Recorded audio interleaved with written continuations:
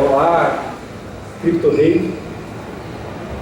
Agradecer à CryptoParty pelo convite, ao Sérgio Amadeu por ter me convidado a vir a São Paulo participar desse evento, que é muito interessante. A confissão, o Sérgio Amadeu me chamou pelo bate-papo do Facebook para eu estar aqui. Podia ter me convidado pelo Twitter, pelo Telegram, por SMS. Ficou dependendo do Mark Zuckerberg para me chamar. Mas vamos lá. Só chamei porque você estava lá. E o Sérgio Amadeu, que é um evangelizador da cibercultura no Brasil. Imagina. E me chamou para falar sobre a quem interessa a guarda de logs. Bom, estava explicando aqui antes de começar a gravação do vídeo que o log, ele é do inglês basicamente um registro.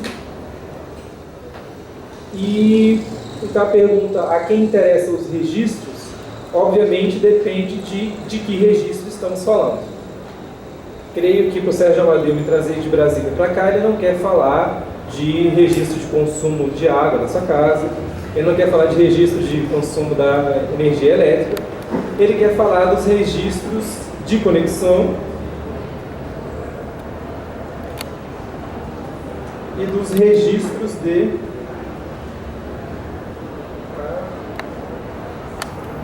registros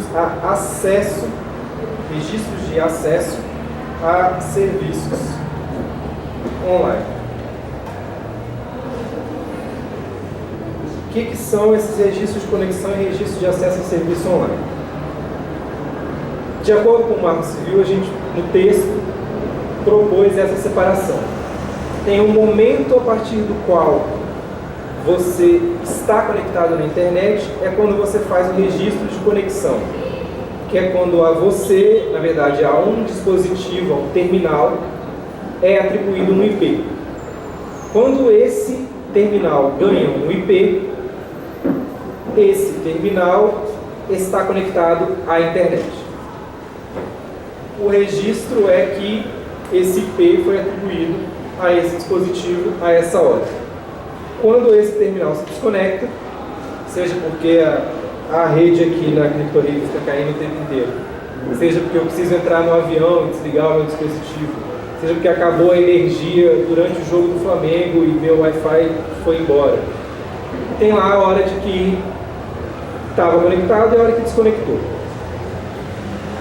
O registro de acesso a serviço online é o registro de que um dado IP acessou o e-mail, acessou o chat do Facebook, acessou a rede do Facebook, acessou o Skype, acessou o WhatsApp, enfim, qualquer serviço online. Acessou a compra de medicamento na farmácia.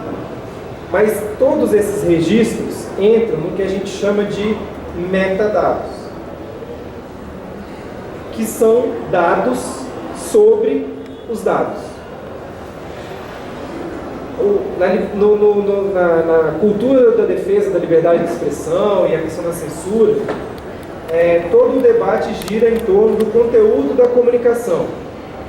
Os metadados são os registros que permitem a comunicação acontecer na internet por meio do protocolo TCP/IP, em que a informação ela é quebrada pela lógica do TCP.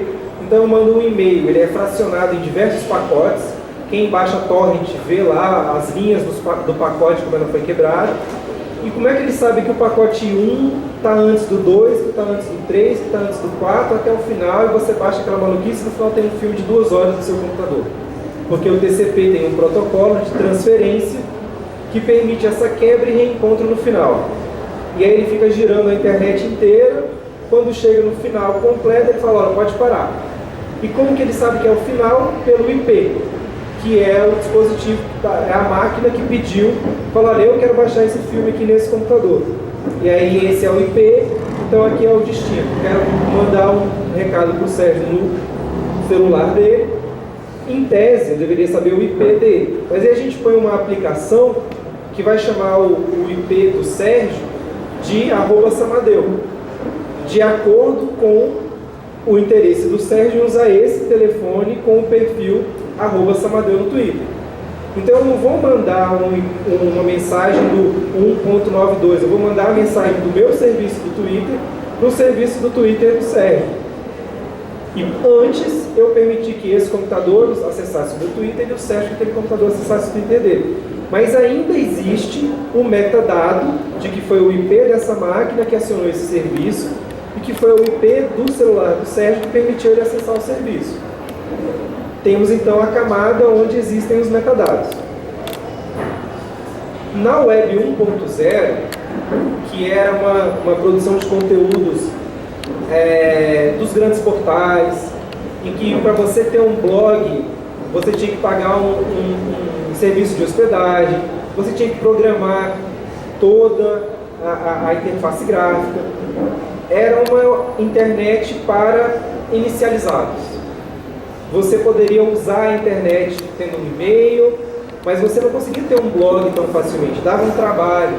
Não tinha como ter podcast, não tinha como ter um canal no YouTube, não tinha como você ter uma conta no Twitter apenas abrindo um perfil e cadastrando seu e-mail.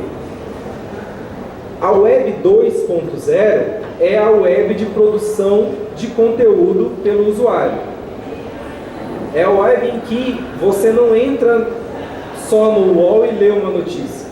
É a web em que você entra no UOL, lê uma notícia e posta um comentário, ou mais do que isso. No seu Twitter, que é o seu microblog, você escreve alguma coisa com relação àquela notícia e dá um link. Ou no seu blog, você escreve um texto, metendo o pau, elogiando muito aquela notícia. Você, usuário, produz conteúdo com todas as facilidades que são necessárias para isso. Então você entra lá no WordPress, no blog, no Orkut, no MySpace, no Hi5, no Facebook e vai produzindo o seu conteúdo. Por que isso é relevante? Porque os serviços online usam o seu conteúdo para veicular publicidade. Olha a voz falhando da ressaca de ontem. Esse é o bom do lado presencial dos eventos, né? Eu poderia estar fazendo uma webconferência, mas é legal vir aqui, fazer um network, olhar o Google no rosto.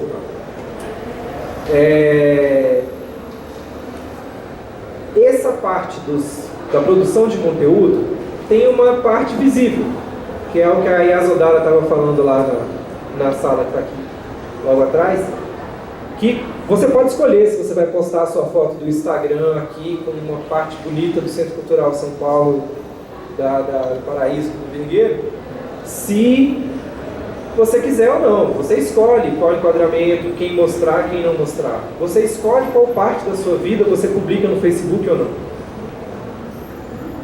Você digita. Essa parte do conteúdo produzido por usuário, você tem controle. Sobre os metadados, você não tem controle. Você não sabe quais metadados estão sendo ou não armazenados pelo Facebook. Você não sabe como eles estão sendo armazenados, como eles estão sendo processados, nem como eles estão sendo comunicados. Um parênteses. Na questão da cultura digital, a grande revolução se dá quando você tem a junção desses três elementos, que quer dizer, qualquer pessoa é capaz de guardar a informação. Então, eu posso te ver andando na rua com a camisa do Brasil e sei que você está aqui, mas eu sou uma pessoa. Se eu tiver que te espionar, eu vou ter que tirar uma foto, vou ter que fazer um filme, vou ter que escrever, vou armazenar no meu limite. Um computador consegue armazenar dados de uma forma sobre-humana. Aqui eu tenho, no meu computador, documentos que eu não conseguiria trazer na minha mochila para São Paulo. Eu não conseguiria trazer, obviamente, na minha memória para São Paulo. Livros e diversos documentos que eu usei na minha dissertação estão aqui por ordem alfabética, todos os PDFs do Sérgio Amadeu, esqueci sem querer. Eu não lembrava que eu tinha uma pasta com documentos e o Dropbox não tem do Abecílio. É porque eu não deixei o Dropbox carregar tudo nesse computador que está meio zoado. Mas tem aqui a dissertação da minha amiga Érica Benhart, que mora no Canadá, que falou ONGs de Direitos Humanos e a construção da sociedade civil global na internet no Fórum Social Mundial de 2005. Eu não tenho condição de guardar isso na cabeça, meu computador tem de guardar isso e muito mais. Acho que o texto do Sérgio Amadeu está perdido por aqui. Mas meu computador sabe onde está, eu não sei. Além do armazenamento infinito de músicas e vídeos, podcasts, que o meu computador é capaz de fazer, que eu não sou capaz de guardar na memória, meu computador é capaz de processar esses dados numa velocidade que eu não consigo. Ele computa isso e eu falo, olha, abre para mim aí agora um vídeo tal e me diz quais são todas as minhas músicas que da minha lista de músicas, me fala quais são todas as músicas da banda X. Então o computador faz isso em segundos. Eu não consigo fazer isso tão rápido. Estou falando de um negócio completamente ridículo. Meu computador consegue pegar uma base de dados e transformar num filme, transformar numa tabela, que eu não consigo. Ele faz um gráfico que, se eu fosse desenhar, ia demorar anos, até porque eu nem desenhar eu sei. E além da capacidade de armazenamento, de processamento sobre-humano, quer dizer, um telefone celular com capacidade de processamento absurda, existe a comunicação. Então, meu computador, se a CryptoRave deixasse, ele, além de processar rápido e armazenar muito, ele se comunica com outros computadores em velocidade e distâncias sobre-humanas. Quer dizer, eu não consigo vir de São Paulo para cá, de Brasília para São Paulo em meia hora. Eu não consigo vir de Brasília para São Paulo. Quantos milissegundos uma informação precisa para sair daqui e ir para o satélite e descer no celular do Sérgio Amadeu? Essa velocidade e capacidade de comunicação, junto com o armazenamento e o processamento, voltam para a gente na questão dos metadados. Porque são informações que a gente não sabe em que volume estão sendo armazenadas, não sabe como elas estão sendo processadas e nem como elas estão sendo comunicadas. E isso é conteúdo gerado por você, sem você saber. E aí a gente entra na questão da privacidade.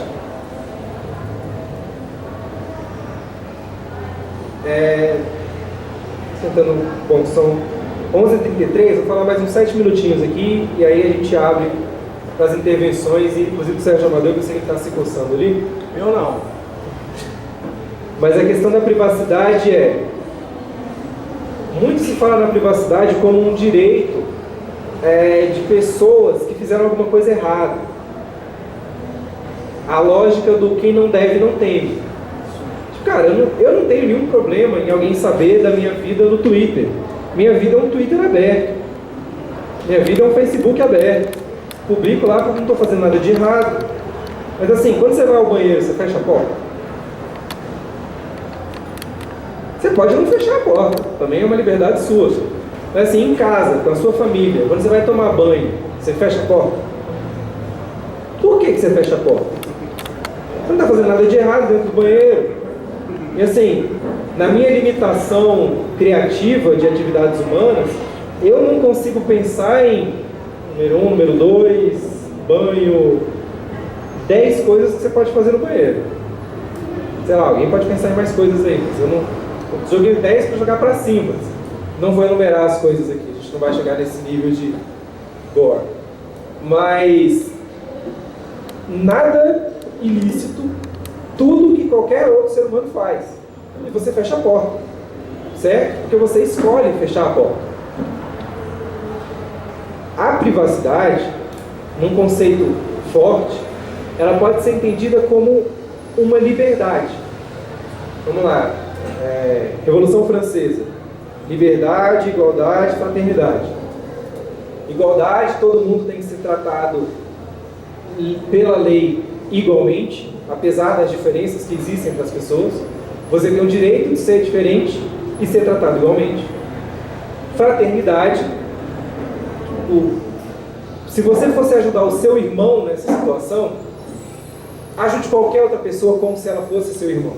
Isso é fraternidade. O ideal da Revolução Francesa. E a liberdade, que você é livre para fazer as suas escolhas. Privacidade como uma liberdade quer dizer que você escolhe a parte da sua vida que você quer que seja pública e a parte que seja privada. Você escolhe se vai fechar a porta do banheiro. Isso é uma liberdade sua. Faz parte do seu direito à privacidade escolher ter uma parte privada da sua vida. Essa é a sua vida íntima. Não interessa se você é cantor de axé, mega famoso, se você é político, se você não tem nenhuma atividade pública. Você tem esse direito. Não interessa se você é um bandido condenado ou se você é um bebê que acabou de nascer. Você tem essa liberdade que vai ser cerceada de algum modo, em alguns limites. Na prisão você não tem porta no banheiro. Na minha casa eu coloco porta no banheiro e fecho quando eu quero. Vamos lá, então privacidade é essa liberdade de eu escolher. Eu quero escolher da minha vida a foto do pelado que eu quero publicar no Facebook e o meu contra-cheque que eu não quero revelar. Se eu sou um empregado privado. Eu não quero dizer quanto que custou a minha passagem para vir para cá. Não quero dizer em que quarto do hotel eu estou. Mas eu posso ter a liberdade de postar uma foto de dor artístico minha no Facebook. Minha companheira postou a foto do parto do nosso bebê. Está lá no YouTube. O parto inteiro. Ela escolheu publicar. É uma parte da vida dela que ela falou, ok, isso pode ser público. Isso faz com que ela abra mão do resto da liberdade dela? Não. Ela continua tendo direito à escolha, a traçar a linha de até onde vai e onde acaba. Qual que é o problema quando a gente passa na Web 2.0 da produção de conteúdo voluntária para o armazenamento, processamento e comunicação de metadados não voluntário? Você reduz automaticamente essa liberdade. Você não consegue decidir qual log é armazenado ou não. Eu consigo dizer que essa foto eu não vou postar, vou deixar ela só no meu celular. Mas esse aplicativo não tem uma ferramenta de geolocalização e não consegue dizer onde eu estava, mesmo que eu não tenha postado a foto? Quais aplicativos no meu celular agora estão informando para um servidor central onde eu estou? E há quanto tempo eu estou aqui? E quem mais está aqui nesse mesmo momento? É aí que está a redução da privacidade, que é uma parte da minha vida que eu não consigo esconder de ninguém. Por que que isso é interessante? Por diversos motivos. A quem interessa a guarda desses registros? Há um sem número de pessoas, isso é realmente infinito. Para esse tipo de informação, você pode gerar implementações comerciais, pode gerar implementações de segurança pública, pode gerar implementações de serviços públicos. Pô, tem muita gente aqui, e essa muita gente que estava aqui depois foi para a Rua Augusta. Se isso acontece todo dia às 6 da tarde, o prefeito da cidade pode pôr uma linha de ônibus. Mas ele precisa monitorar o meu celular para fazer isso? Ele precisa invadir essa esfera da minha privacidade para me prestar esse serviço público? Para eu ter segurança pública é necessário que o Estado obrigue uma empresa a guardar os meus metadados para sempre. É útil, isso auxilia na provisão da segurança pública, do marketing direcionado, é necessário e é lícito. Essa discussão hoje, onde ela é feita? Numa sala de uma empresa que decide implementar essa prática. Aí o diretor fala, faz, pronto, está decidido. Nenhum cliente vai discutir. O cliente, quando muito, vai ser informado numa nota de rodapé, no cantinho de baixo lá do termos de uso, que ninguém lê. E não tem como ler, você não vai entender. E tem um site, eu vou até fazer a dica aqui do Terms of Service Didn't Read BR. Não, é termsofservice.dr.com, eu acho. Mas que é uma brincadeira com o TLDR. Quem sabe o que é TLDR? Meu Deus, que tipo de nerds são vocês? TLDR é... O nego sabe, cara. O nego sabe e escolheu não falar que sabia. Ok, vocês têm esse direito.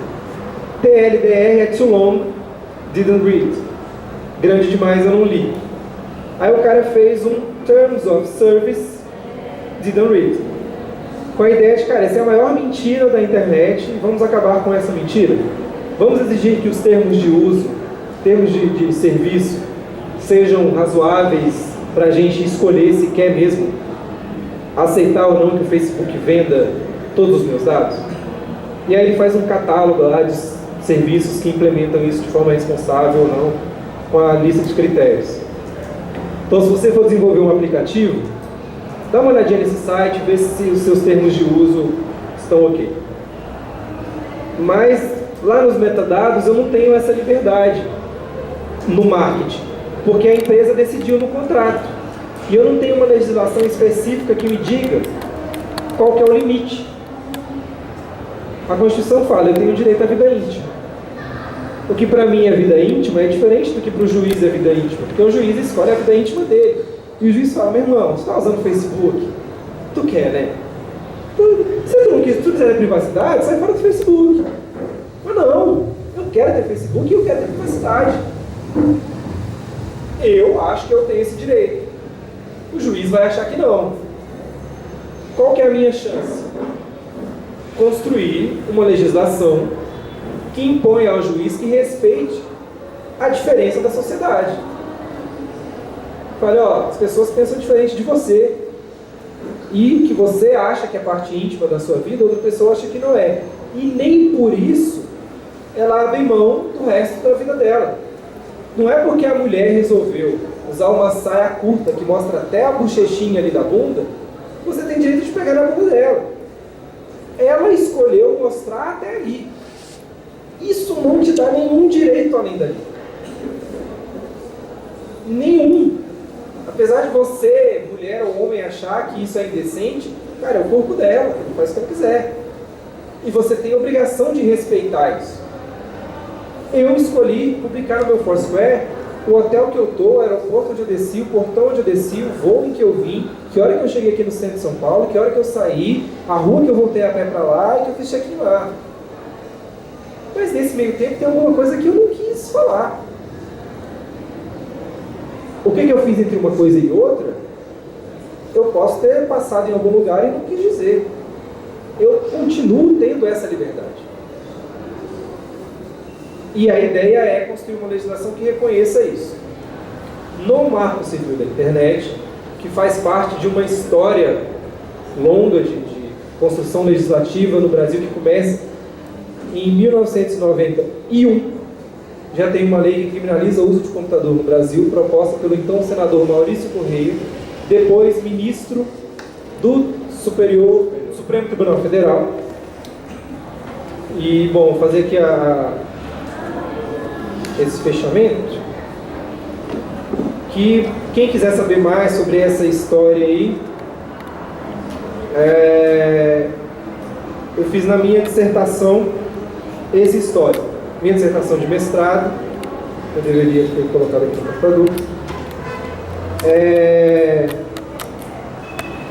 Acho que eu perdi meu pendrive. Então tá aqui.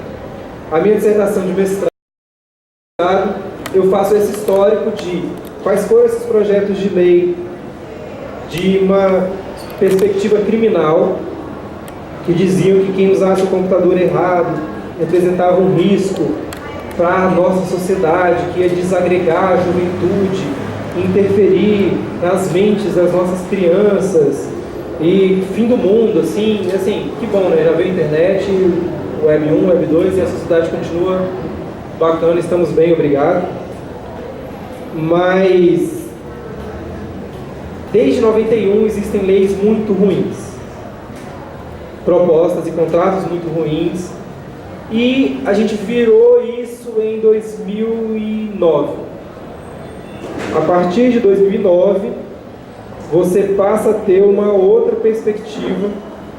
Essa é a minha dissertação, Direito Achado na Rede, a emergência do acesso à internet como direito fundamental no Brasil. Olha a imprensa chegando. Renato Rovai, você não tem direito à privacidade na minha palestra. Não posso ficar aqui. Pode. E aí eu faço aí um histórico. Vocês não vão conseguir ver assim. Eu faço aí um histórico de quais foram os projetos de lei desde 1991, PLS 152 de 91, que fala de uso indevido de computador. Agora vem uma lista daquelas para a gente ficar com medo, que é divulgação de material pornográfico, validação de documento eletrônico, pornografia, violência, armas, explosivos e drogas, acesso à responsabilidade e crimes cometidos na rede. Tudo isso foi se aglutinando até virar o projeto de lei de cybercrimes. Em 97, depois virou o PL 8499, que foi piorando até em 2006. Não sei se Sérgio Amadeu já meteu o pau nesse projeto em 2006, acho que sempre. Em 2003 você não meteu o pau, não. 2003? Não.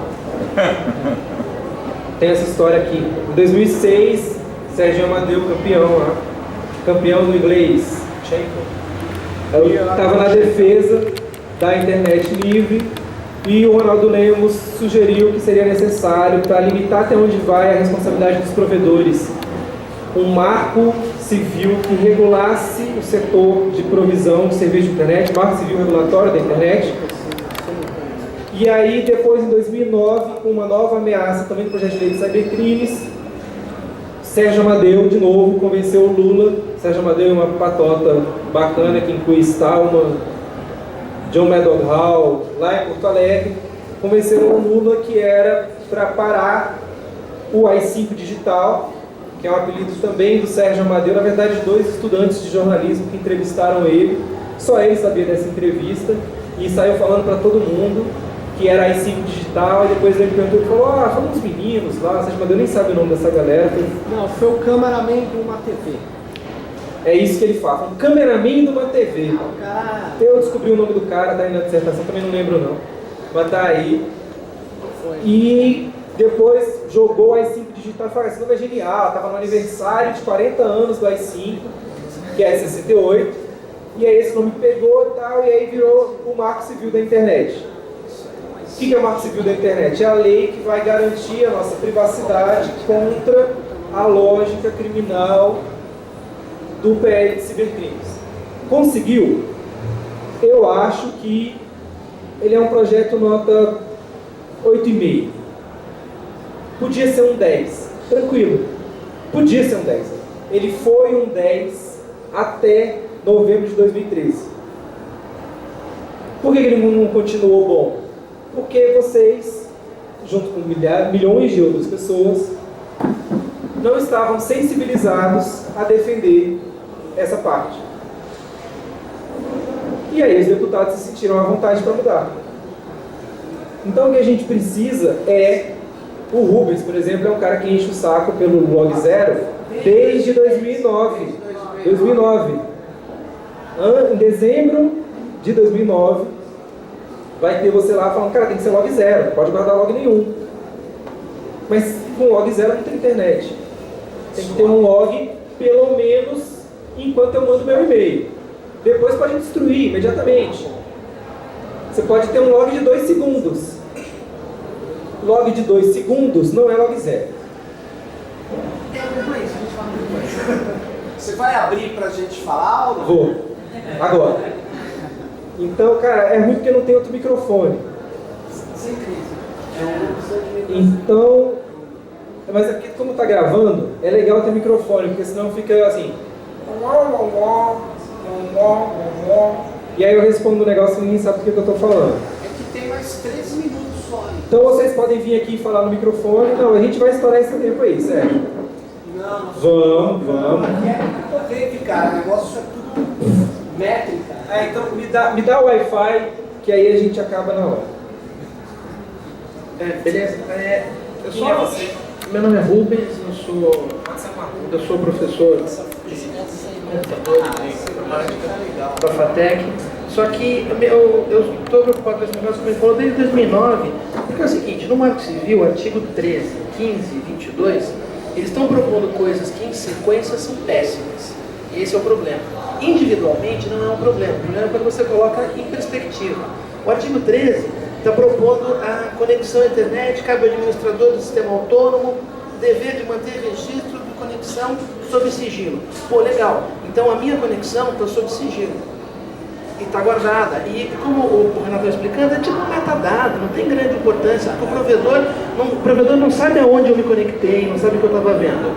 O problema acontece no artigo 15, porque o artigo 15 manda o provedor de aplicação de internet, que é o cara que está com a Apache na ponta, manda esse cara segurar o meu log também. Então, individualmente, separados, esses logs não são extremamente problemáticos. Problemático é eu, por força de lei, guardar os dois logs nas duas pontas, porque isso transcende o metadado. A partir daí, eu começo a gravar efetivamente o que foi visto, por quem, quando, onde, por quanto tempo, e você começa a sobre isso, colocar os metadados. E no artigo 22, que é onde você fica mais apavorado, ele fala assim, genericamente, que uma parte interessada, sabe Deus o que é uma parte interessada, poderá, com o propósito de formar conjunto probatório, blá, blá, blá, blá, blá, solicitar essas duas pontas do log, costurar um negócio que é apavorante.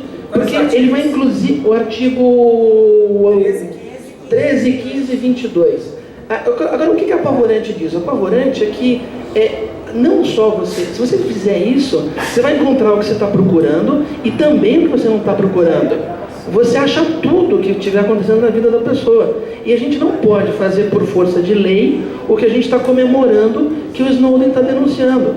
Nos Estados Unidos, nesse momento, pelo menos, isso ainda é ilegal. Daí a denúncia não é mais? Desde 2001.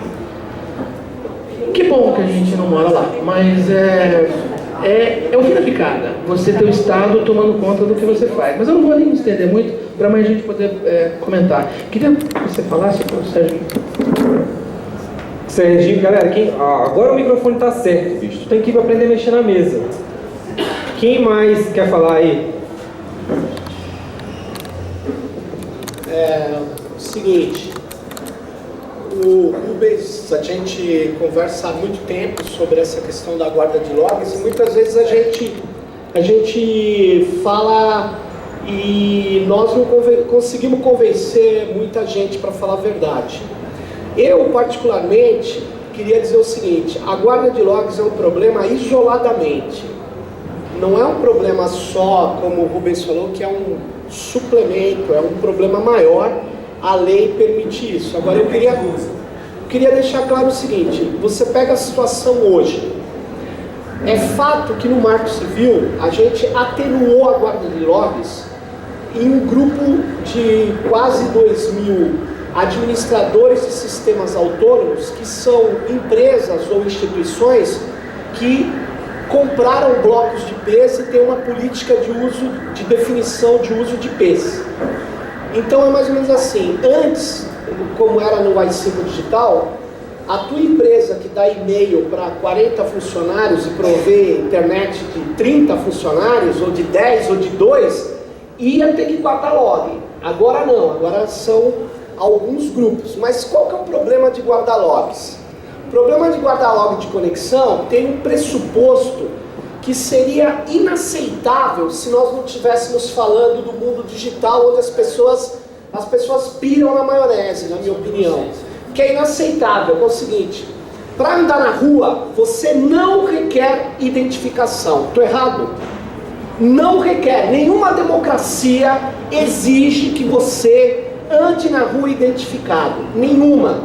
Nenhuma democracia exige que você diga o lugar que você saiu e o lugar que você foi. Não exige. Não exige. Agora, na rede, que deixa rastro, a rua tem mais sentido exigir que você ande com nome e endereço RG na camiseta do que na rede. Porque na rede, se você fizer algo errado, se você usou uma conexão e promoveu um ataque no Bradesco, no Itaú, no Banco do Brasil, não importa. O que vai acontecer? Você vai ter que destruir o lugar que você veio. Como é muito difícil você promover um ataque e destruir o log, o registro do banco, da onde é o IP que está acessando, e não há como continuar fazendo o ataque, no meu exemplo aqui no banco, sem que o meu IP esteja identificado na rede. Óbvio, porque eu dou um clique no meu computador, vai um comando lá para o servidor. Aí o servidor abre uma porta, vamos supor. Aí ele tem que devolver isso para o meu computador. Mas aonde está o meu computador? Está no IP específico. Estão entendendo? Aí ele tem que vir para a minha máquina. Minha máquina passa a ser visível para ele. Num ataque, a máquina é visível. Quem que consegue se esconder na rede? Quem tem técnicas para fazer isso. Estão me entendendo? Quem tem técnica para fazer isso. Qualquer um aí consegue. Não é verdade.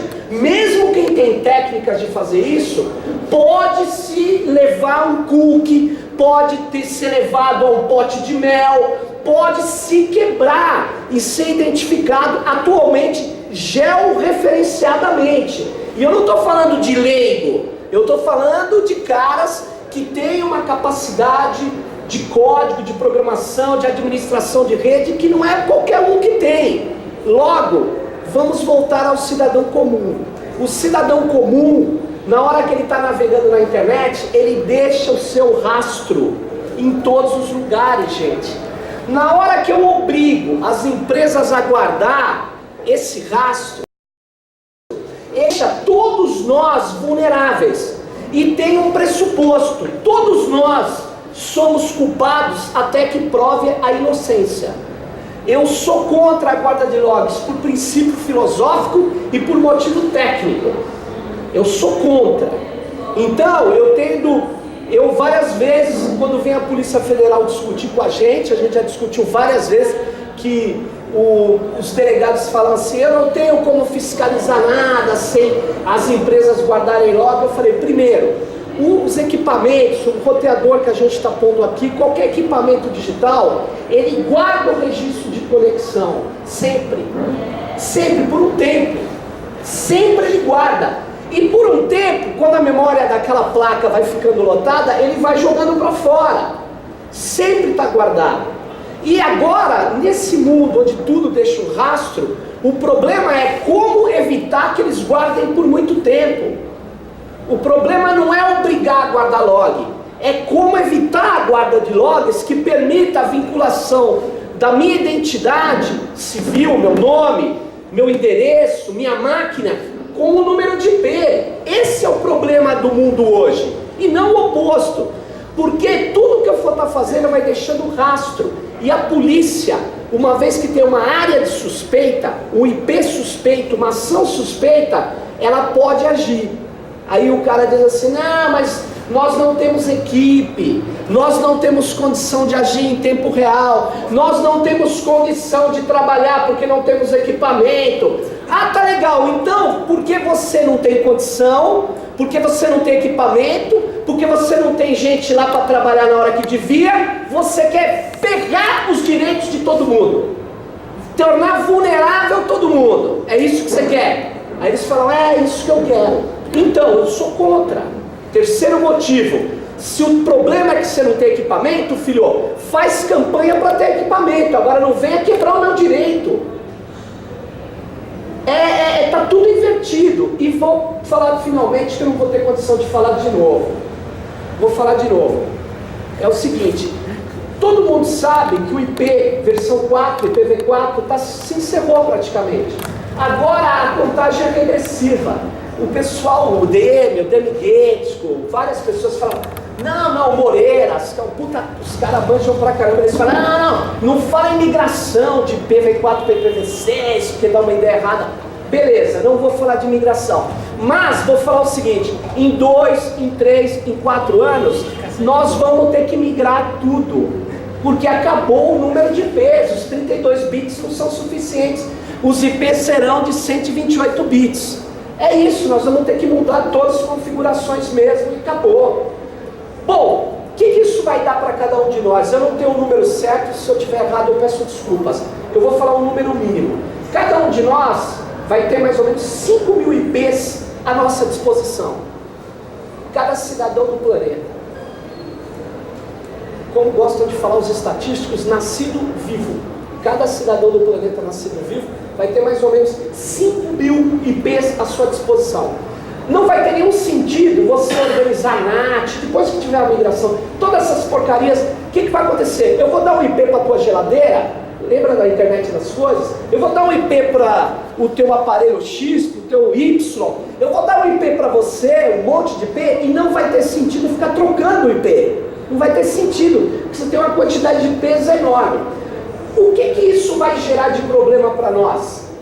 Vocês estão fazendo ideia? O problema é o oposto daqui 2 anos. É porque o IP número tal é da casa do Sérgio Amadeu. Acabou.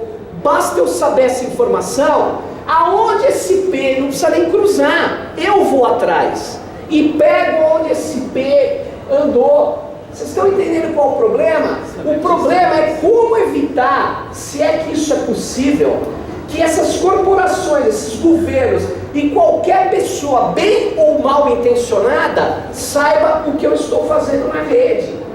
E aí, para concluir, seguindo a lógica do Paulo Renan aqui, que foi brilhante na questão da privacidade, eu não devo nada, então qual é o problema? Para quem acha, eu não devo nada, então pode guardar o meu IP, eu diria o seguinte, novamente ao exemplo do mundo que não é só virtual, é o mundo real presencial.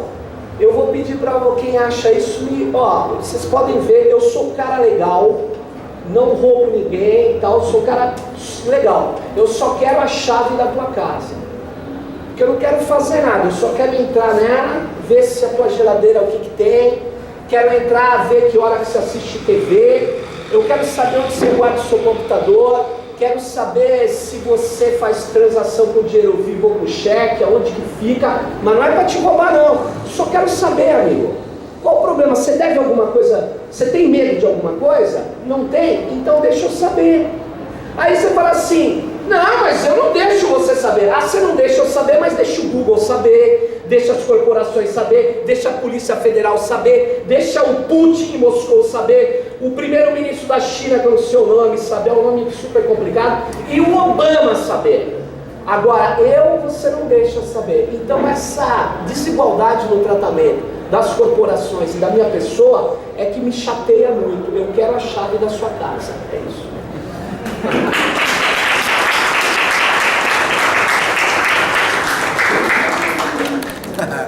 Depois do show do Sérgio Amadeu,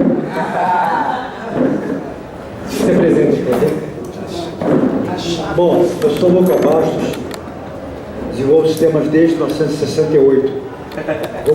Sou engenheiro de TI, sou concordado plenamente com o Sérgio Amadeu, mas vou falar aqui, eu já escrevi sobre esse assunto. Nós temos um princípio da presunção da inocência que foi baseado desde o tempo da Revolução Francesa, depois foi referendado um acordo da Costa Rica na questão dos direitos humanos. Eu não sou jurista, estou rebatendo juristas porque quando eu escrevi sobre esse assunto, eu fui procurar na internet e achei depoimento de advogados defendendo a guarda de logs, defendendo que eles não podem descobrir quem é culpado se eles não tiverem os dados de todo mundo. Então eu concordo plenamente com o senhor Amadeu. Quando ele falou que não podemos admitir isso. 2, quando ele falou que o inocente está ferrado, porque o culpado realmente, ele sabe como você evadir. E ele não vai deixar rastro tão facilmente como o inocente. O que eu queria complementar é, eu sou de uma empresa de TI, sou desenvolvedor, acho que deve ter muita gente de TI aqui, tem professores de universidade de TI aqui, a gente tem uma responsabilidade. Nós não podemos, se nós queremos mudar o mundo, assim que nós saímos do nosso sofá para vir organizar esse evento de conscientização, que aqui todo mundo é voluntário, todo mundo está trabalhando para ajudar a comunidade, assim como nós saímos para mudar o mundo aqui, a gente tem que mudar o mundo o tempo todo. Se eu acredito que guarda de logs está errado, se algum jurista convenceu que tem que guardar os logs, eu como desenvolvedor, eu não vou guardar os logs do meu cliente. Eu, para ter as informações, para vasculhar a vida do meu cliente, saber mandar uma oferta dele para comprar uma geladeira ou uma televisão, se o meu cliente pediu isso como uma feature do seu sistema, eu posso fazer isso para ele, mas eu não vou guardar os dados do cliente todos, eu vou guardar o mínimo possível que não permita ser identificado para quem veja os logs, mas permita a minha aplicação, que é suficientemente esperta, para ele saber que aqueles dados eu tenho. Por exemplo, o exemplo que o Zé Amadeu falou do IP, um desenvolvedor de sistemas que guardar o IP completo, ele é um imbecil. Ele simplesmente está jogando na mão do cliente. Digamos que eu desenvolvo um sistema para a Universidade do ABC lá. A Universidade do ABC ele me contratou porque eu sou especialista de TI. Ela não é. Eu estou passando para ela a responsabilidade de guardar informações que eu, na hora de desenvolver, podia simplesmente ter evitado, não guardando o IP todo, guardando alguma coisa que me permitisse indexar. Então eu quero chamar a todos nós, pessoal de TI, chamar a responsabilidade que nós, se o governo obriga a guardar os dados, que nós não guardemos os dados completos. E esse conceito, ele vem da Alemanha, de uma palavra chamada Datensparsamkeit, é uma palavra complexa, mas que é exatamente isso. E é um princípio que na Alemanha eles estão fazendo, não permitir que se guarde todos os dados. E essa questão de discutir privacidade e guardar dados está sendo discutida na Europa, mas infelizmente não está sendo discutida nos Estados Unidos. Pessoal, obrigado. Eu só queria complementar esse sucesso, chamar para nós a situação.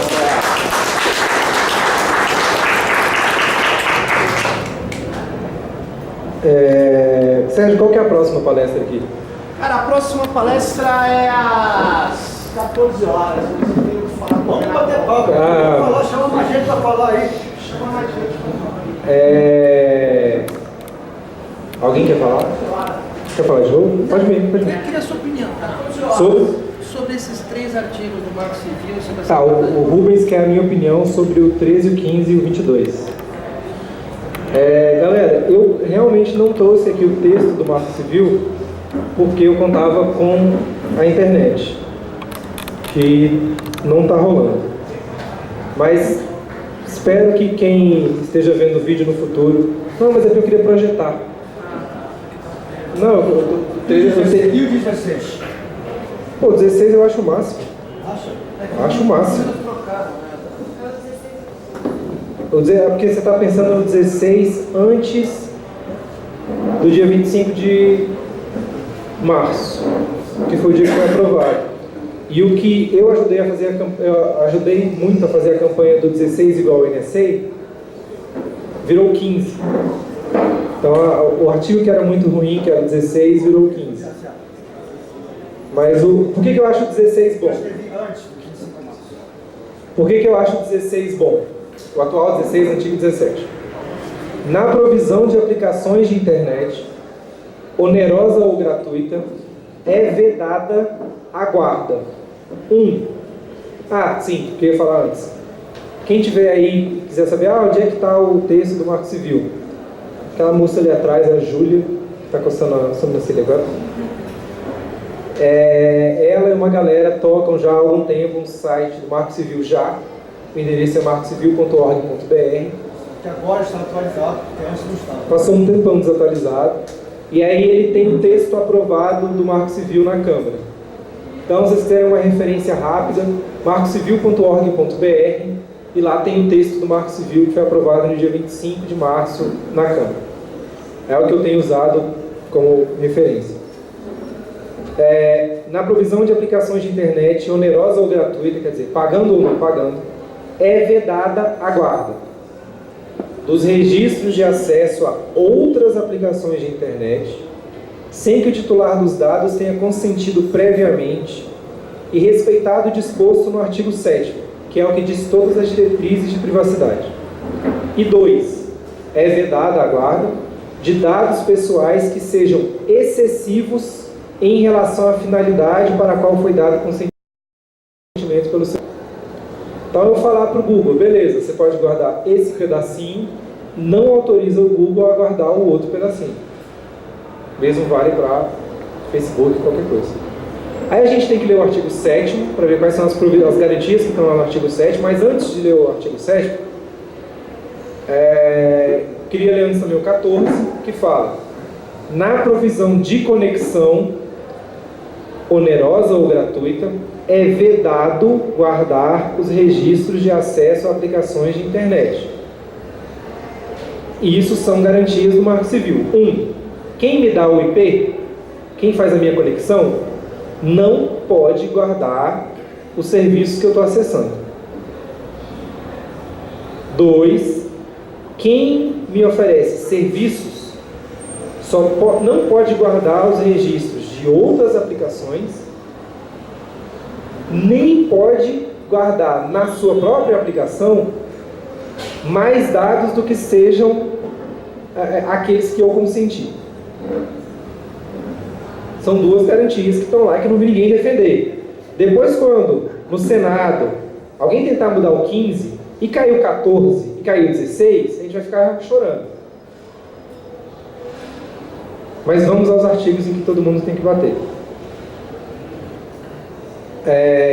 Eu acho o 15, que era o 16, particularmente trágico, por tudo que o Sérgio e o Luca colocaram, e até o Rubens, que ele basicamente obriga a guarda de logs em acesso a serviço online, que hoje acontece. Hoje o Facebook guarda, hoje o Google guarda, hoje o Orkut guardava, o Skype guarda, a gente fica falando sempre os mesmos. O Link Estadão guarda, o Estadão guarda, a Folha guarda, o G1 guarda, o New York Times guarda, o Angry Birds guarda quando você joga lá no site do Facebook, e o Angry Birds passava para a NSA, que passava para o Obama. A guarda de acesso a serviços existe, desregulada, o que significa ela é livre. Hoje qualquer empresa faz o que ela quiser, porque não tem uma proibição específica. Aí o que acontece? Na investigação eles falam: empresa, me dá os dados. Aí eles falam: eu não guardo isso não. Ela guarda, mas ela mente que não guarda para não dar para a polícia. E aí a polícia fala: você guarda sim, me dá. Tá, tem a guarda, mas não sou eu. É a matriz lá nos Estados Unidos e eu não posso acessar os dados, só eles. Então você tem que mandar uma carta rogatória do juiz do Brasil para o juiz dos Estados Unidos, para ele analisar, para ele ordenar que a Google autorize os dados para que ele mande para cá. Então a lógica da polícia é simples: vamos obrigar e vamos obrigar eles a guardar aqui, porque aí eles não vão ter desculpa, porque a polícia já sabe que eles guardam aqui, mas a polícia não consegue acessar. Então a polícia fala: eu preciso obrigar para garantir que eu vou acessar. O que a gente tem que convencer a polícia é: cara, você está fazendo mais do que você precisa e você está consertando uma coisa que está errada com um outro erro. O fato de o Google, numa investigação sobre um suspeito, se negar a colaborar, não pode ser resolvido com a implementação de uma lógica de suspeita sobre todo mundo, que é o que acontece atualmente no artigo 15, na redação que entrou em novembro de 2013, foi mantida em dezembro, foi mantida em fevereiro e aprovada em março. Então tem as 4 últimas versões do Marco Civil, tem esse artigo 15 problemático, para dizer o mínimo, péssimo, muito ruim que obriga as empresas a guardarem. Ele não obriga ONGs a guardarem. Ele não obriga universidades a guardarem. Ele não obriga pessoas individuais a guardarem. Ele obriga, vou ler aqui no texto do artigo 15, o provedor de aplicações de internet constituído na forma de pessoa jurídica que exerce essa atividade de forma organizada, profissionalmente e com fins econômicos. É a definição de empresa. Se for lá no Código Civil, aqui está mais explicadinho, mas é uma empresa. Então, se você não tem uma empresa com CNPJ, você não tem essa obrigação. Só que quando você usa a internet, se o blog é mantido por um indivíduo que não é uma empresa, ele está hospedado no WordPress, que é uma empresa, ou num host do NICBR, que é uma empresa, ou num outro hospedeiro, que é uma empresa. E, enfim, há uma linha numerosa de intermediários entre você e a informação que você comunica na internet. E o Marco Civil ele só separa a camada de conexão. Depois da camada de conexão, tem outros intermediários até a plataforma de conteúdo. Por exemplo, o buscador. Eu entro no Google para achar o site do marcocivil.org para ler o texto do Marco Civil. Quando eu clico no Google, no link para cair no texto do marcocivil.org, isso é um serviço online. O Google me deu um serviço, eu fiz a busca. E o Google me oferece um outro serviço, que é eu clicar no link e cair onde eu quero. Eu acessei um serviço e o Google hoje guarda esse registro. Ele diz, esse IP acessou esse serviço a essa hora. Hoje ele faz muito mais do que isso. Ele chama esse IP de paulorenan.silvasantarém@gmail.com. E ele me dá a busca de acordo com as buscas que eu fiz antes. E esse meu perfil de buscas, ele vende, para que quando eu faço uma busca, aparece aqui do lado uma publicidade já direcionada. O Google faz isso, hoje isso é feito. Aí volta naquilo, ele vai dizer para a polícia que não, mas ele faz. E aí o que o artigo 15 faz? Ele obriga a fazer o que impede a gente de continuar na luta para restringir o Google de fazer o que o Google faz. Porque existe uma infinidade de empresas que fazem isso, e elas são criadas todo dia. Qualquer startup que vai prover um serviço online vai ser uma empresa que vai passar a ser obrigada a fazer isso. E todas as startups vão passar a fazer isso. Conversei, a minha referência com relação à startup é o Marco Gomes, da Bubox. Se alguém tiver dado de realidade que possa informar essa discussão do tipo: meu gasto anual é de X mil reais, se eu fosse implementar essa guarda eu ia ter que dar tantos mil reais. Ninguém, nunca, nem o Rubens, me falou isso desde 2009. Ninguém, nem a polícia veio falar: a gente tem esse número de investigações e sem log a gente só consegue isso aqui.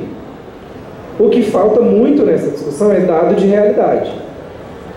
Mas a gente fala, vai ser caro. O que o Marco Gomes da Bubox me falou é que não é caro. É ridiculamente barato e cada vez mais barato. Porque cada vez mais a capacidade de armazenamento e processamento aumenta. E o log é um TXT. Esse editorzinho de texto fuleiro aqui que eu abri. Aqui eu posso ir guardando os logs. Quantos K vai ter isso aqui? É ridículo, eu posso automatizar. Posso inclusive automatizar a eliminação dele a cada 6 meses. Mas como disse o Sérgio, o problema não é o que vai ser feito desse registro. Esse registro é uma violação do direito à privacidade. Porque ele não me permite dizer que parte da minha vida eu quero que seja pública e que parte eu quero que seja privada. Tipo, se eu quiser participar de uma academia e vou lá, dou meu e-mail para a academia e vou receber publicidade da academia, eu escolho fazer isso ou não. Então, não vou malhar nessa academia que vai ficar mandando spam. Aí você escolhe deliberadamente. Mas o exemplo que foi dado ontem aqui. Alguém pode aqui na porta, foi o Otávio do cara que faz os vídeos lá de culinária e... Rolê gourmet. Rolê gourmet. Pô, você vai lá no Rolê Gourmet, você vai ver o vídeo e o YouTube te mete uma publicidade antes. Aí ele falou, pô, se eu sair aqui agora do Centro Cultural São Paulo, alguém pode estar ali com um panfleto de venda de computador. Só que esse cara, ele está apresentando a propaganda ali na hora. Esse cara não vai vender a minha foto saindo daqui pelos próximos 6 meses. O YouTube vende a informação de que eu vi o vídeo do Rolê Gourmet. Por quanto tempo? Para quem? Hoje isso não tem regra. Então, qual que é o estado da ópera? Hoje é uma merda cavalar. Com o Marco Civil a gente tem um projeto que resolve alguns problemas e deixa outros abertos. Um muito sério, que é o do artigo 15. Mas eu e outras organizações entendemos que é melhor aprovar o Marco Civil 8,5 do que ficar na situação de qualquer coisa que a gente está hoje. É um projeto de lei que poderia ser melhor, é um detalhe que poderia ser melhor, mas há um risco real de, se a gente tentar alterar o artigo 15 no Senado agora, mudar coisas que a gente não quer que mude. Tipo neutralidade de rede, tipo artigo 14, tipo artigo 16, que até meia hora atrás vocês nem sabiam que existiam. Assim como, antes de novembro, vocês não dominavam qual era o texto do artigo, então, 16. E assim, vocês são um grupo de pessoas específico. Imagina a galera que está andando aqui na Vergueira, imagina a galera que está na periferia, imagina minha mãe. Minha mãe não sabe. Trabalhei, fiz dissertação, minha mãe não sabe. Não tem obrigação de saber, ela tem a vida dela, ela entra no Facebook e sai. E aí quando falarem para ela que passou o Marco Civil, passou. Está passado.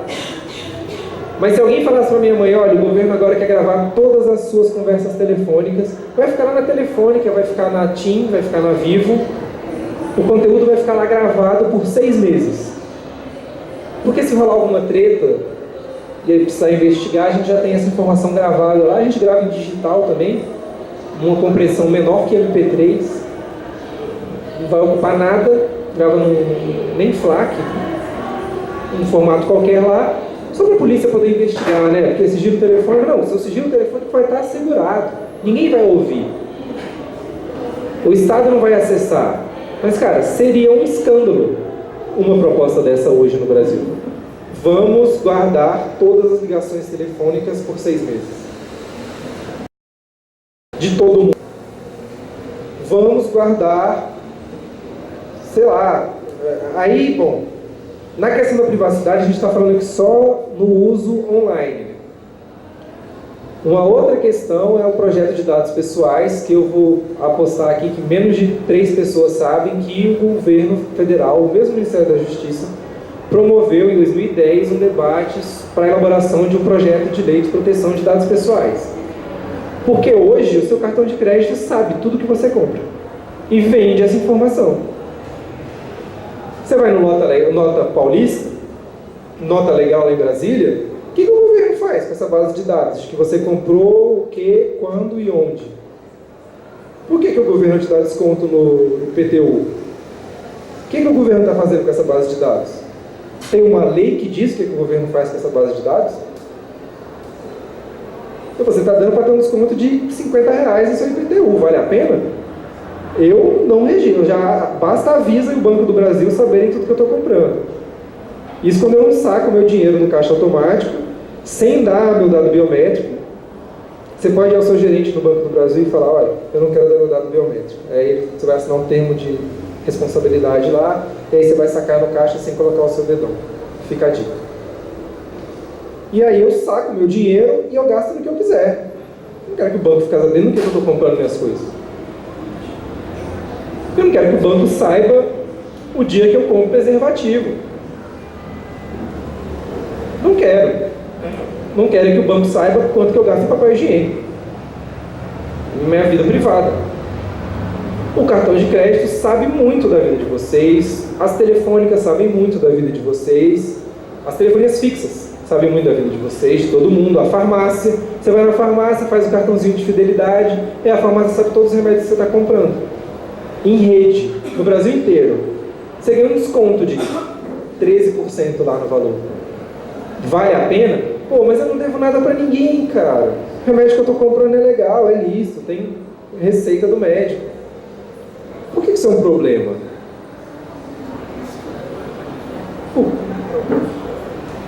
Tentem responder vocês mesmos internamente e chegar a essa informação, porque é isso que a Polícia Federal não entende.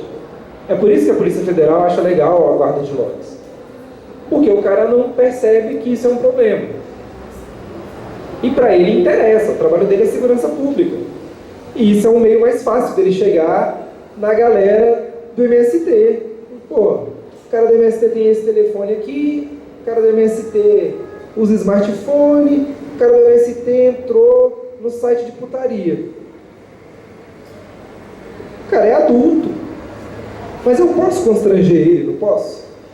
Falar, olha, aquele dia do protesto aqui em São Paulo, tu estava lá na rua, que eu estou sabendo, e assim, triplo X, né? Xvideos. Cara, isso constrange, porque você não sabe até onde da sua vida ele sabe.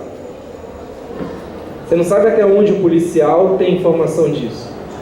E não sei se vocês lembram, mas na época, em junho, ano passado, o então governador Sérgio Cabral criou a Comissão Especial de Investigação de Atos de Vandalismo em Passeatas ou em Protestos Públicos, CEIV.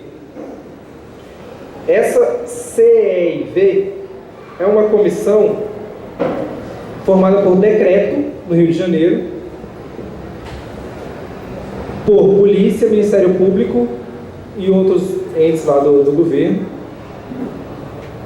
E no decreto dizia assim: quando essa comissão solicitar para qualquer órgão público ou privado as informações, elas têm que ser repassadas em 24 horas.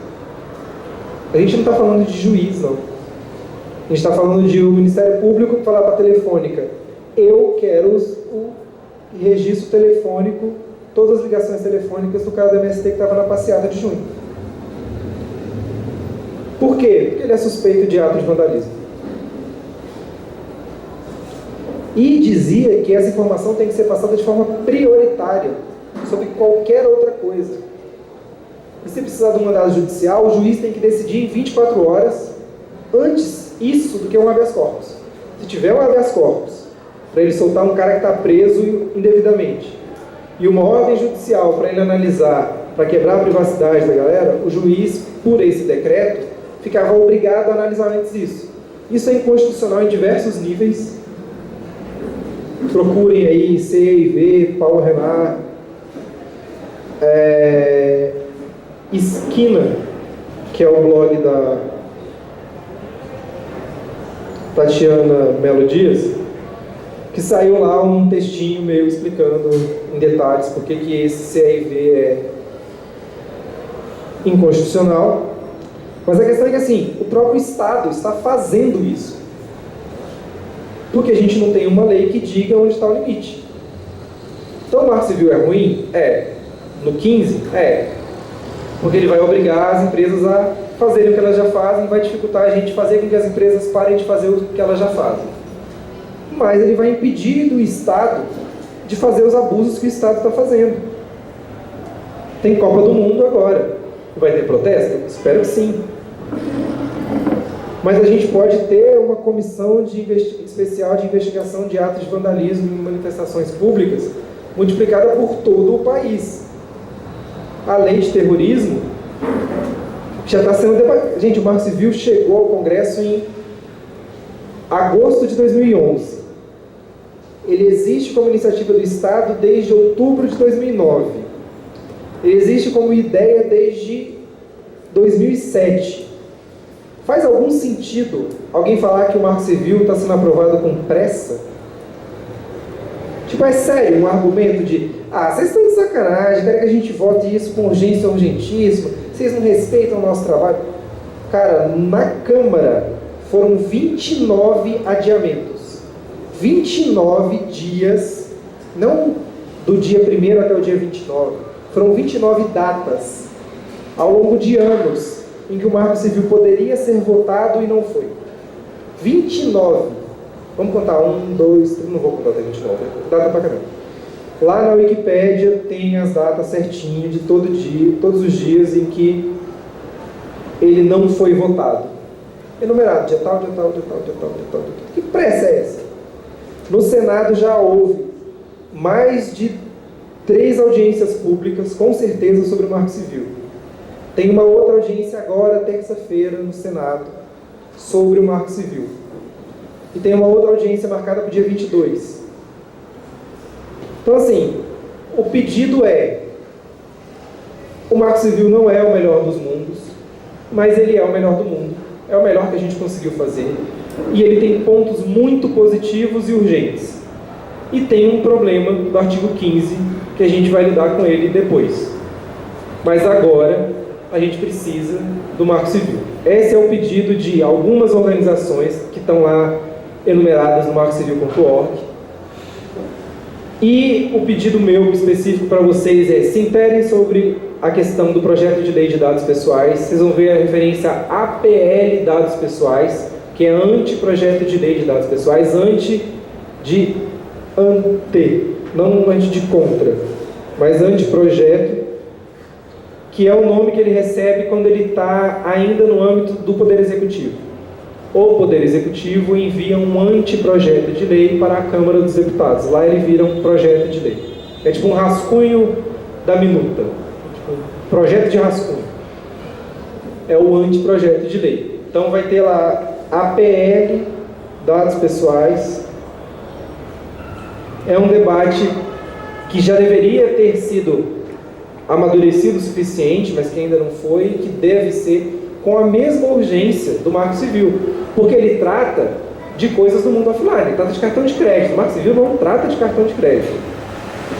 Quando o Marco Civil for aprovado, sua privacidade de cartão de crédito continua sendo violada do mesmo jeito que ela tem sido violada até agora. Precisa, e cartão de crédito tem logs. Vamos voltar lá para o título da palestra? A quem interessa a guarda de logs? As empresas de cartão de crédito. Porque além de cobrar de você uma fração da sua conta, cobrar do vendedor uma fração do dinheiro que ela vai adiantar para ele antes de descontar da sua conta, ela pega essa informação e vende. Fala: olha, tem tantas pessoas comprando tal produto numa hora X. Você que é concorrente, está a fim de fazer propaganda? Eu te revelo esse dado se você me pagar. Isso não é proibido, porque no Brasil não existe nenhuma lei específica sobre proteção de dados pessoais. Nos Estados Unidos existe a lei de proteção de dados pessoais dos anos 80. Na Europa existe lei de proteção de dados pessoais. No Brasil não existe lei de proteção de dados pessoais. Nossos dados pessoais no Brasil não são sequer definidos.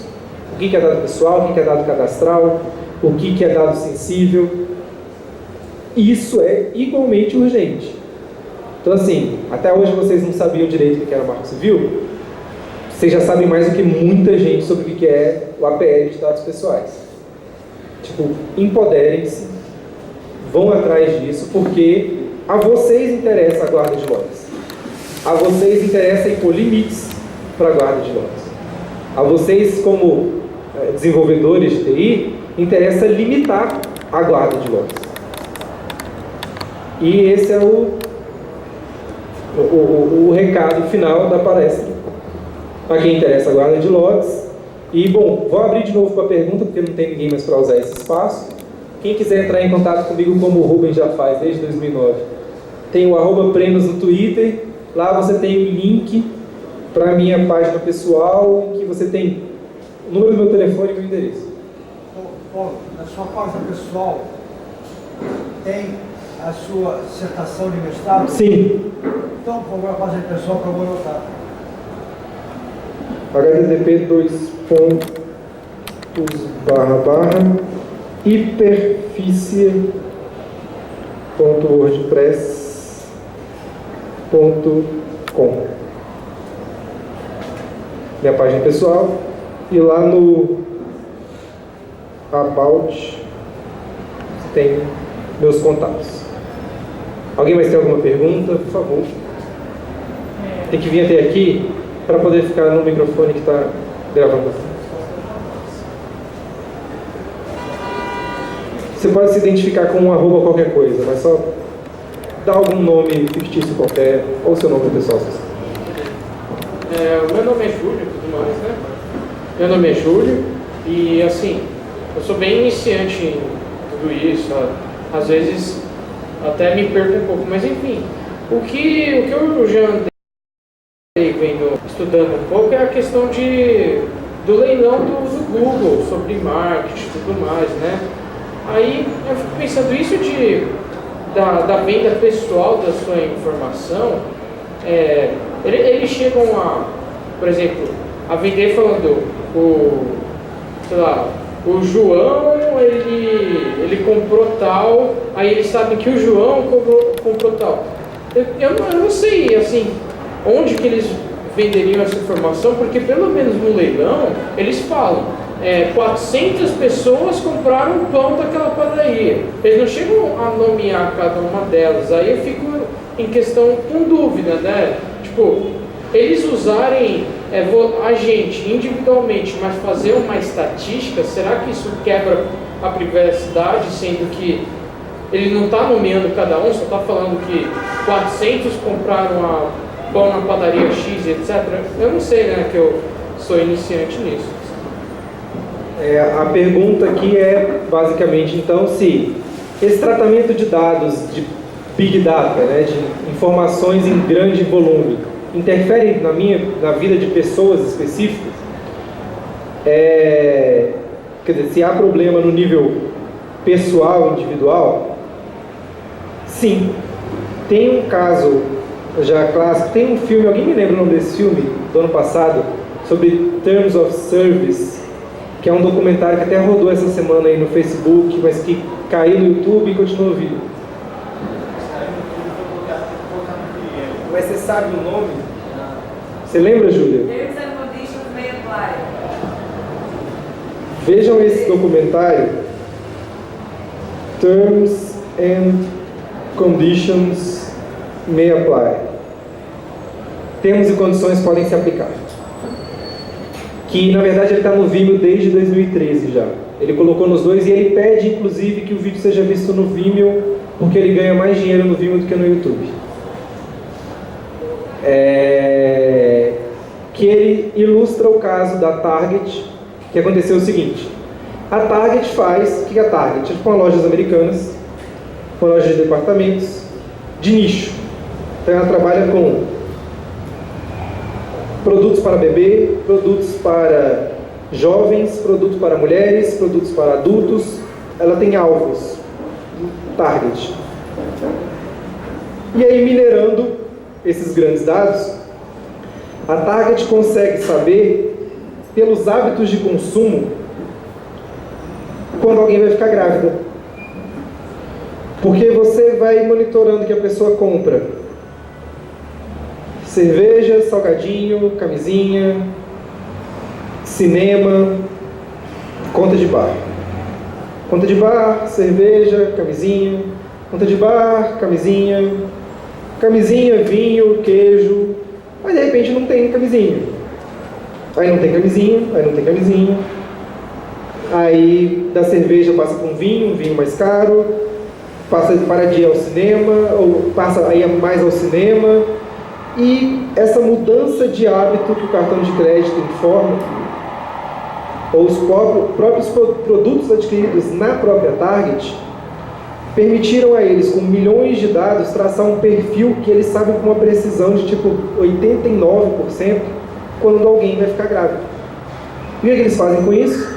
Mandam publicidade para a pessoa grávida, sem que ela precise ir na Target falar, eu estou grávida. Então lá com uns 3 meses de gravidez, começa a chegar na sua casa uma publicidade, compre os nossos produtos para gestante. Lá nos 8 meses, 6 meses, compre os nossos produtos para bebê. Parece legal, né? De repente você tem um produto legal na sua casa que você quer comprar, beleza. O que aconteceu? Um pai enfurecido entrou numa loja da Target, tipo, agredindo verbalmente uma das vendedoras, falando: eu tenho uma filha de 16 anos. Vocês estão mandando para minha casa publicidade de gravidez. Minha filha tem 16 anos, ela é menor de idade. Está incomodando, porque chega lá em casa, minha filha vem no nome dela. O que vocês estão pensando? Isso está me agredindo. A moça da loja da Target aqui da rua, ela não controla a publicidade da Target que chega na casa do cara. Não é a loja dela que manda. É um escritório central. Eu só posso pedir desculpa. Uma semana depois o cara volta à Target pedindo desculpa para assumir que na casa dele andaram ocorrendo atividades das quais ele não estava plenamente ciente. E a filha dele realmente está grávida. A Target sabia que a filha dele estava grávida antes do pai. Eventualmente, se eu não lembro a notícia, antes dela mesma. Ela podia estar grávida ali com 2 meses e meio, adolescente, a menstruação atrasou, e é isso aí. Isso, ao meu ver, viola a privacidade. Porque essa garota poderia querer esconder dos pais que ela está grávida até ela achar um momento ótimo para ela conversar com os pais e ter no seio familiar dela ali um relacionamento saudável. Ou ela podia saber antes, né, do pai dela descobrir pela correspondência. Ela não está fazendo nada de ilegal. Eventualmente o namorado dela é menor também. Mas isso viola o direito dela de traçar uma linha na vida dela, de que a gravidez dela ela não quer contar para ninguém. Sei lá, eu tive filho em dezembro do ano passado, durante algum tempo a gente não contou para os nossos pais, porque há o risco de aborto natural. Porque a gente tinha que decidir a nossa vida, como que ia ser o parto, quem que ia trabalhar no parto, onde que ia ser feito o parto, e a gente queria ter essa definição na nossa vida íntima. Depois eu fui contando. Se chega uma correspondência na casa do meu sogro, onde eu morei por alguns meses, em Brasília, antes de eu me mudar para o meu AP, meu sogro ia ficar sabendo pelo correio que a filha dele ia ser mãe. Isso, ao meu ver, viola a privacidade. Individualmente. E é em escala. Porque não é só na casa dessa mulher. Essa correspondência é mandada de forma desumana. Não tem um João lá, um John, selando as cartas. Isso é automatizado. Porque o computador armazena dado pra caramba, ele processa dado pra caramba, ele comunica dado pra caramba. É barato e dá dinheiro. Hoje quem regula isso é dar dinheiro ou não dar dinheiro. E com o capitalismo da informação, você consegue fazer dinheiro com qualquer coisa. Qualquer coisa. O capitalismo já, por si, por definição, consegue oferir lucro com qualquer coisa. Tipo, vamos pensar assim, oxigênio, ninguém paga para respirar aqui, certo? Se você vai no fundo do mar, você vai pagar por um cilindro de oxigênio. Aí ninguém inventa no boteco que para te dar onda, você vai cheirar oxigênio. E tem nego pagando. Vai cheirar oxigênio. Isso é genial. Tem muita gente pra caralho aí, vai vir aqui cheirar o concentrado. É, tipo, a primeira é de graça, e você ganha um drink. Olha como o nosso bar é cool. Vire nosso cliente. Coloque aqui o seu e-mail. Cara, eu tô te vendendo oxigênio, você vai me dar seu e-mail, eu vou vender seu e-mail, você vai receber Espanha, eu vou ganhar dinheiro com isso, na entrada e na saída.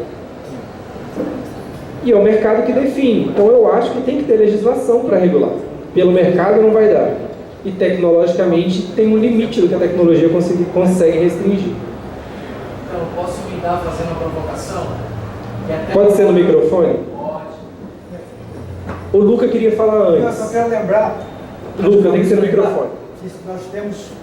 A gente tem que almoçar, né? Depois do almoço, nós vamos ter que almoçar. Então, acho que o Fabrício Então, vai... acho que vai ser, só para ajudar, eu ia ainda Vai fazer lá. a resposta da farmácia. Vai lá.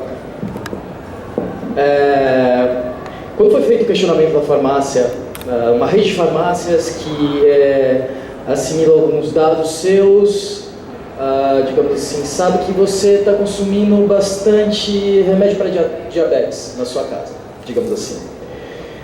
Imagina se ela resolve vender os seus dados num pacote e uma das empresas interessadas, por exemplo, a sua empresa de plano de saúde. Digamos assim, ele começa a colocar você e outros clientes dela numa espécie de tabela de risco e vende essa tabela de risco para um plano de saúde, que vai afetar diretamente na negociação que você ia ter com esse plano de saúde para acertar essa mensalidade. Ou seja, é o caso dos teus dados sendo usado contra você. Você para e pensa também, por exemplo, num caso, existe um canal no YouTube chamado TV Convergência. Lá tem as cenas de um evento de 2013 que aconteceu no Rio de Janeiro, 13, que no caso foi a apresentação de uma empresa chamada Pivotal. Pivotal é uma empresa que já tem um histórico de atuação em Londres, principalmente no ano de 2012. Essa empresa, ela...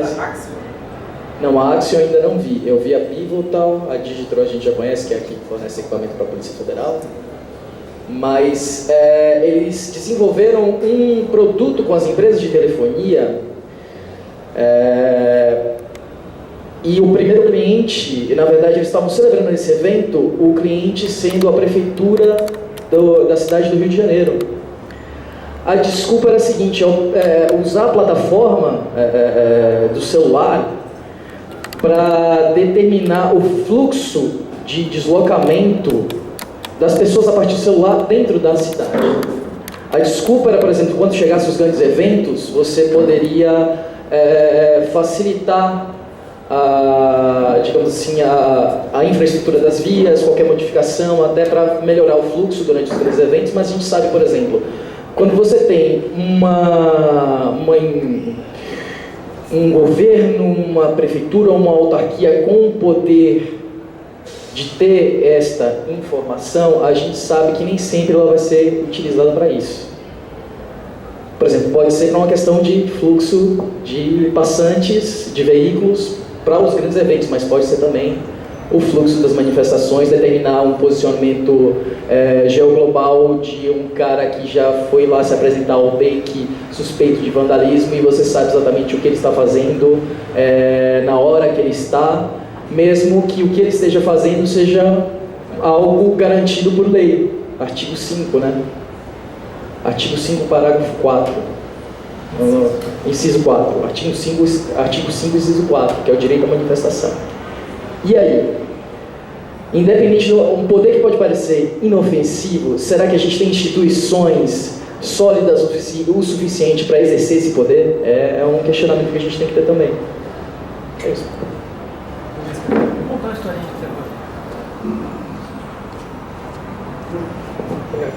terror. Conta uma historinha de terror com base nessa ideia. Uns anos atrás, existia no Brasil, eu conheço um cara que trabalhou lá, tá? Pop, você tá perdido aí, vem ver o final da palestra aqui, cara.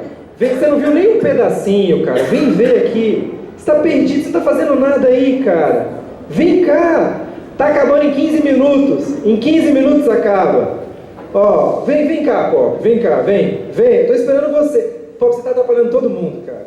Vem cá. Ó, ninguém vai no Participa BR, hein? Vou boicotar. Vou fazer boicote do Participa BR. Então, essa empresa fazia o seguinte, empresa de multifidelidade. Você tinha um cartãozinho e você ganhava pontos cada vez que você usava alguma coisa. Fictício. Hipotético, né? Essa é uma ideia. Isso nunca aconteceu aqui nessa república. Aí, essa Smart Club do Brasil, essa empresa usava um cartão de fidelidade, um banco de dados de uma empresa chamada CardLink, da Nova Zelândia. Essa empresa, esse banco de dados é proibido em países sérios. Né? Tipo, na Alemanha não pode guardar a informação que ele guardava. Mas ele chegava no requinte de crueldade de saber a sua religião para poder saber que dias ele podia ou não podia te mandar correspondência. Não faz sentido pra gente, mas em outros países muçulmanos, é interessante. Então, quem participava? Empresas de grande porte, uma empresa de posto de gasolina, empresa de farmácia, supermercado, banco, assinatura de revista, assinatura de TV a cabo. Esses caras trabalhavam juntos. Então, eles eram uma holding, a empresa. Cada um deles tinha um pedaço. O interesse único deles era o banco de dados. Foi nessa época que eu comecei a me preocupar com guarda de log, né? Então, olhando para esse banco de dados, você tinha o seguinte: eu não sei, pelo cartãozinho, vamos dar outro exemplo hipotético. A Adriane Galisteu era cliente. Na época que ela estava bastante evidente na mídia. Então, era possível saber onde ela morava e aonde ela trabalhava. Porque a gente tinha, essas pessoas tinham o endereço da casa e o endereço do trabalho registrado no banco de dados. Aí você pode ter acesso aos locais de abastecimento, porque ganha ponto no cartão de combustível, né? Então, você abastece o carro, você ganha ponto. Se abastece o carro, você ganha ponto. Isso tem dois efeitos perversos. O primeiro efeito perverso é que você não vai mais em busca de uma gasolina mais barata. Você vai em busca daquele posto que está te dando os pontos, porque você quer juntar os pontos para ganhar alguma bobagem, um liquidificador, alguma bobagem. Você não vai ganhar nunca, aliás, fique claro, né? E a outra coisa é que eu não podia saber qual era o carro da pessoa, mas você podia saber a categoria do carro da pessoa, porque em tal momento ela só completou, aqui gastou mais. Qual é o valor da gasolina? Dá para saber quantos litros foram, qual é a categoria do carro. Como você plota isso no mapa, você consegue ver o trajeto entre a casa e o trabalho, porque a pessoa costuma abastecer nos postos de gasolina que estão nesse trajeto. Então você consegue saber mais ou menos por onde ela está indo. E quando você ganha ponto na farmácia, você sabe o produto, você sabe se algum tipo de problema de saúde que aquela pessoa tem. O que, além de ser interessante para planos de saúde, é interessante para companhias seguradoras. Não vamos esquecer que um banco era um dos acionistas dessa holding. Um banco que tem também empresa de seguro e tem também de seguro-saúde. Aí você tem um outro tipo de dado, que é o dado do cartão de crédito. Por lei, o banco não pode informar qual foi o seu gasto no cartão de crédito. Eu não posso saber o seu padrão de consumo administrando um banco de dados atrás. Mas sabe o que eu sei? Eu sei quantos pontos eu te dou por real gasto pago na sua fatura. Então, eu consigo fazer a engenharia reversa, eu faço a conta ao contrário. Eu posso saber que estou te dando tantos pontos por um pagamento de uma fatura desse tamanho. E esse negócio vai ficando pior, porque você sabe que revistas a pessoa assina. Você consegue saber qual é a orientação política da pessoa. Você consegue saber todo tipo de coisa. Você sabe no supermercado qual é o produto que ela está comprando. Você não sabe o produto, que não tinha esse requinte. Você sabe a categoria. Então, a categoria do produto é muito importante, porque um retorno de mala direta é 0,nada%. Você faz uma mala direta para uma base de clientes gigantesca, você imprime 1 bilhão de papéis e volta nada, o retorno é muito pequeno. Agora, fizeram uma ação hipotética de novo, sempre bom deixar claro que é tudo hipotético, fizeram uma ação focada em chocólatras, que chamaram, que são as pessoas que consumiram, que tiveram gastos na seção de balas, doces e chocolates. E mandaram só para aquele segmento uma promoção de chocolate. O retorno uma mala direta. O retorno daquele troço bateu, hipoteticamente, 22%. O poder que se coloca na mão de uma empresa, ou de uma holding de empresas, é absurdo. Felizmente, as empresas competem entre si e elas não conseguem se acertar e resolver as coisas, e a holding terminou por brigas internas deles. Mas essa empresa hipotética chegou a ter mais de 1 milhão de clientes só no Rio de Janeiro, na cidade do Rio de Janeiro. Em São Paulo nunca chegou a ser muito popular. Mas é por isso que cada um desses dados armazenados são extremamente perigosos. Quando eles são colocados em conjunto, eles contam uma história horrorosa. Uma história que você não quer que as pessoas saibam. E a minha encrenca, que eu estou aqui desde sempre enchendo o Renan com isso, com esse artigo 15, anteriormente 16, não é o artigo sozinho, é a sequência. É o 15 agora, com o 13 e com o 22. Porque ele faz o quê? Ele autoriza a conexão desses dados, legalmente. Embora tenha, assim, as provisões de proteção, quando você coloca em sequência o 13, o 15 e o 22, você está reconstruindo essa base de consumo. com ideia do que é pior. Organização. Põe o Rubens na mesa da próxima vez. Tô fora. Não, mas é sério. Essa história de terror é linda. É importante, cara. Ainda bem que ela é só hipotética, que ela não existe. Que não existem... Quando você vai no mercado, aí a pessoa pergunta: CPF pontos? Sabe o que é pior? Aí você paga com seu cartão de crédito o mundo e aí você ganha milhas para viajar. Não é legal? E pior é você pensar quem toma conta do dado. Porque tem aquela privacidade, mas tem um analista que tem acesso ao teclado. E os amigos desse analista? Então. E aí, bom, a quem interessa a guarda de logs? Seguro de saúde e seguro de carro. Eu sou fã do Jovem Nerd, eu ouço semanalmente, não ouvi o de ontem ainda porque a conexão não me permitiu baixar e eu tive muito tempo para ouvir também. Mas está rolando uma promoção da Porto Seguro, que você pode, não sei como que é feito o cadastro, mas você autoriza a Porto Seguro a monitorar os seus dados de uso do veículo. Se você usa pouco o veículo à noite, se você não passa de 80 km por hora, você ganha desconto. Não é legal? Você, pagar menos para ser controlado, vigiado? Olha que lindo, cara. Só. Por favor. Só uma informação curiosa. Ele falou do Jovem Nerd. Um dos integrantes que faz o Jovem Nerd é um cara que trabalha com Big Data. Então é muito bom o sinal. Oi? Trabalha contigo? Não trabalha comigo. Ele trabalha numa empresa que faz orientação de trânsito. E ele falou numa palestra uma coisa que eu achei muito engraçada. Ele disse que a monitoração dos carros, aquilo que você vê na rua, tantos quilômetros de congestionamento, na rua tal, essa monitoração é feita a partir dos dados obtidos das empresas de seguro que põem aquele chip nos nossos carros. Aí eu descobri, a partir dessa informação, que aquela Brasília velha lá, a Brasília amarela que está lá na periferia, ela não conta no congestionamento. Aquela Kombi que quebrou na 23 de maio, ela não conta no congestionamento, ela não tem o chip de seguro. Então eu achei essa informação tão curiosa que resolvi compartilhar com vocês aí. É uma das maneiras de nós sermos monitorados, é quando os seguradores nos obrigam a botar o chip do carro. E ele falou, o Rubens falou da Pivotal. Vou recomendar aqui uma matéria, você não vai lembrar o título, né? Sorria, você está sendo rastreado. Sorria, você está sendo rastreado. Uma matéria do Link Estadão de 2012 que fala sobre a Axiom. Espero não ter errado a ordem das letras aí. Que é uma empresa que tem perfis de milhões de brasileiros. E ela nem operava no Brasil até 2012. Não tinha sede no Brasil. Mas ela conseguia ter perfis de consumo de milhões de brasileiros. Você está lá e nem sabe. E não tem como saber.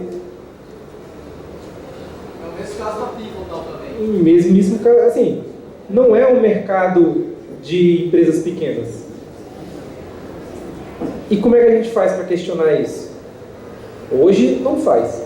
E aí, bom, para fechar também com mais uma dica aqui específica com relação à privacidade, que vai ter ligação com a questão dos metadados e a guarda de logs, que é um texto que a gente traduziu no site do Partido Pirata, que chama O Curioso Caso da Privacidade na Internet, do Cory Doctorow, que é um texto de 2012, e que, entre outros argumentos lá, ele lembra que o ser humano, o indivíduo, decide sobre a privacidade no curto prazo. Então você pensa, vou ganhar um desconto na gasolina, cara.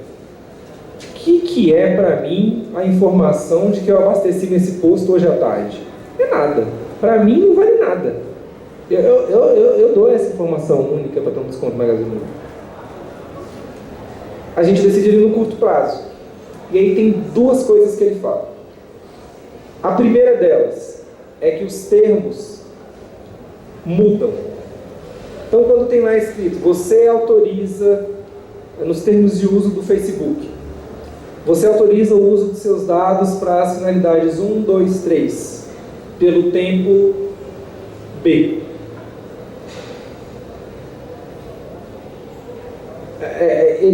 Ele lembra que, cara, isso muda, não é claro, e você não tem controle. Então, quando você concorda com alguma coisa, aquela coisa vai mudar. E aí você pode colocar toda a sua vida naquela expectativa de privacidade, e aí você agregou tanto valor ao uso daquele serviço, que se antes você não aceitaria esse termo de uso, você fala, pô, vou ter que sair do Facebook, perder meu contato com todo... Cara, se eu tivesse saído do Facebook, o Sérgio Amadeu não tinha me chamado para estar aqui. Desculpa, qual é o artigo mesmo? Curioso caso da privacidade na internet, do Corey e Dr. Rowe. E, para fechar, o que ele fala é o seguinte, que a gente decide no curto prazo. Então o paralelo que ele faz é com o fumo. Que é o seguinte, as pessoas decidem fumar sabendo que vão ter câncer.